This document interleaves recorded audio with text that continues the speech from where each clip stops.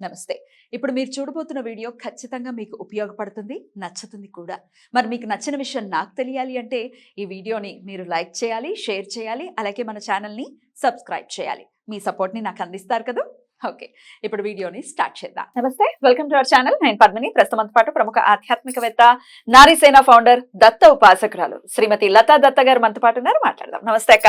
జై గురుదత్త పద్మిని. శ్రీ గురుదత్త అక్క. ఈరోజు చాలా ముద్దుగా ట్రెడిషనల్ గా చెంపస్వరాలు, మాటీలు మాటీలు చెంపస్వరాలు అంటే వెనక్కి మాటీలు చక్కగా ఉంది.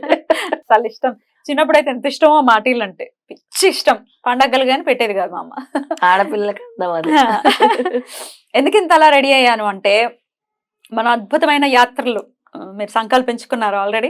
దాని గురించి చెప్పేటప్పుడు మరి చాలా ఆనందం వచ్చేసి ఇంకా బ్యూటిఫుల్ గా రెడీ అయిపోవాలి అన్న థాట్ ప్రాసెస్ లో ఇలా రెడీ అయిపోయాను అనమాట. మాఘమాసం యాత్రలు. మాఘమాసం అత్యంత పరమ పవిత్రమైనటువంటి మాసం, అందులో ఎటువంటి సందేహం లేదు. ఎన్ని పుణ్యతిథులు వస్తాయో, రథ సప్తమి, భీష్మ ఏకాదశి, తర్వాత మాఘ పూర్ణిమ, అసలు చెప్పుకుంటూ పోతే అన్ని రోజులు కూడా రోజు ఒక శుభదినం మాఘమాసంలో.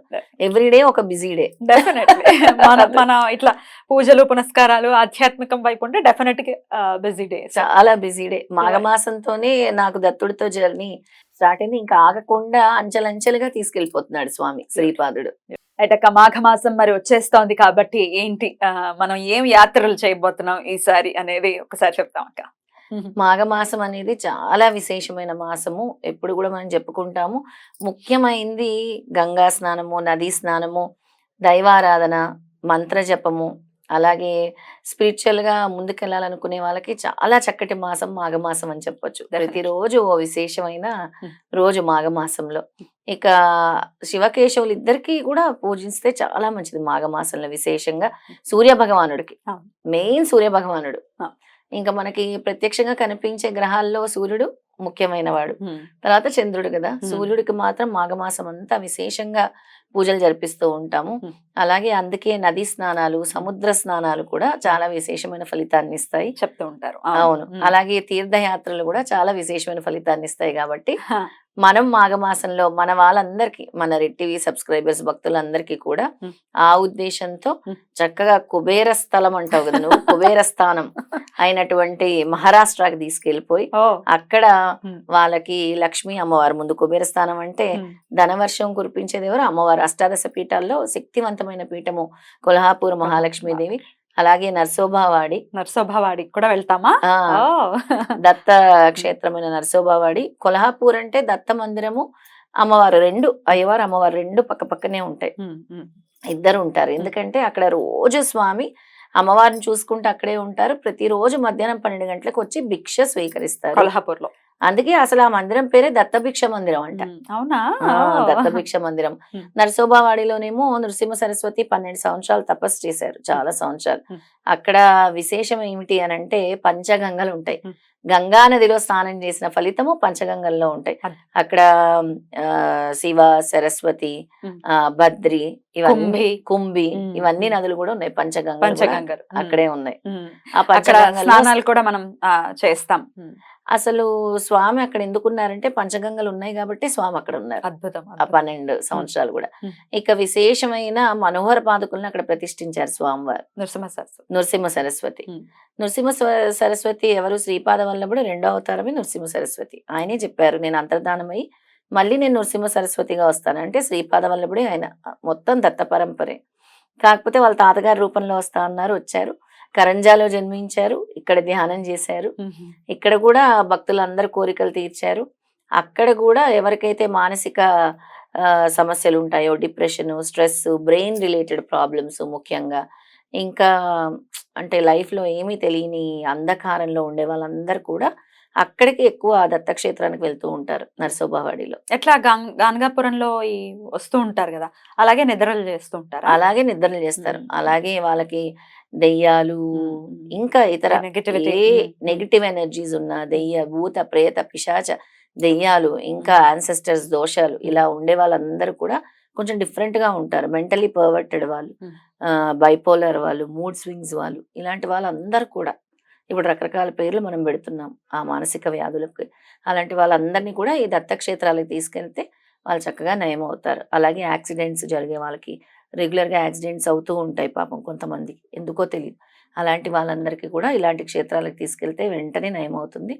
మనము ఈ మాఘమాసంలో అమ్మవారి అనుగ్రహము పూర్తిగా లక్ష్మీ కటాక్షం కోసము, అలాగే అనగాస్వామి అయ్యవారి అనుగ్రహం కోసము ఆయన్ని పట్టుకుంటే ఆయన ఏం చెప్పారంటే 27 నక్షత్రాలు ఉంటాయి.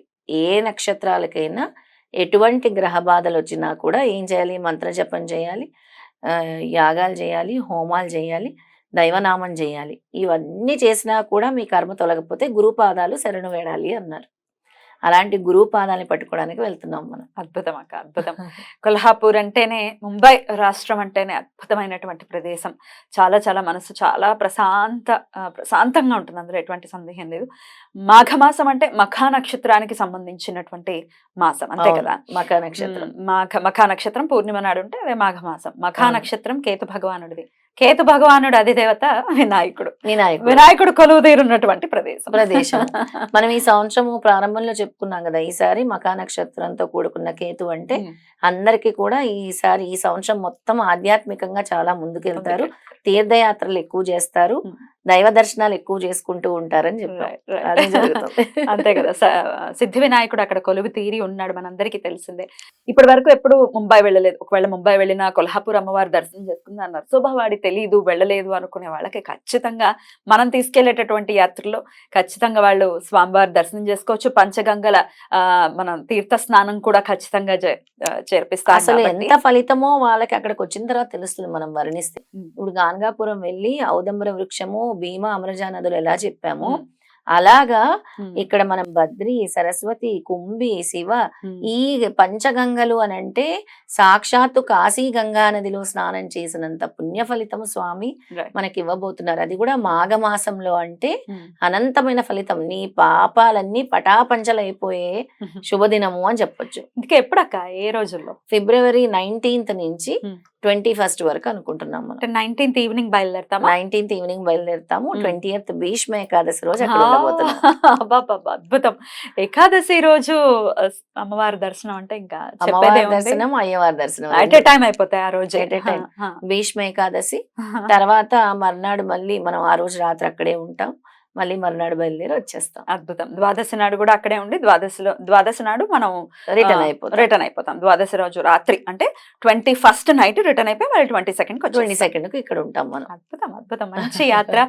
అందున మాఘమాస శుక్లపక్షంలో వెళ్ళటం అంటే చంద్రుడు ఇంకా మంచి కళలు సంతరించుకోవడానికి ఇంకా పీక్ స్టేజ్ కి వెళ్తున్నటువంటి రోజులు కాబట్టి ఖచ్చితంగా పట్టు ఎక్కువ ఉంటుంది. ఖచ్చితంగా అద్భుతమైన యాత్రను చేయబోతున్నాం.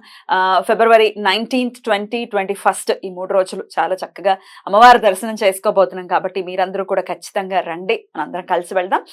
ఇక మీరు తీసుకువెళ్ళటము, అకామిడేషన్, ఫుడ్, అక్కడ దర్శనాలు కానీ ఇవన్నీ మీరే చేయిస్తారా? అన్ని. ఎప్పుడు మనం అరుణాచలం ఎలా తీసుకెళ్ళాము, గాన్గాపూర్ ఎలా తీసుకెళ్ళాము, పిఠాపురం ఎలా తీసుకెళ్ళాము, అలాగే చక్కగా మనము ట్రావెల్, అలాగే up and down travel, accommodation, food, దర్శనాలన్నీ మనమే చేస్తాం దగ్గరుండి. అద్భుతం. యాత్రకు రాదలుచుకున్న వారు కింద కనిపిస్తున్నటువంటి నంబర్ కి కాల్ చేయండి, డీటెయిల్స్ ని అందించడం జరుగుతుంది. రైట్ అక్క, thank you so very much. అద్భుతమైనటువంటి యాత్ర మీరు చేయించబోతున్నారు. మీకు స్ఫురణకిచ్చినటువంటి స్వామికి కృతజ్ఞతల్ని తెలియజేస్తూ యాత్ర దిగ్విజయం అవ్వాలి అని మనస్ఫూర్తిగా కోరుకుంటూ థ్యాంక్ యూ సో మచ్ అక్క. నమస్తే. జై గురుదత్త. శ్రీ గురుదత్త.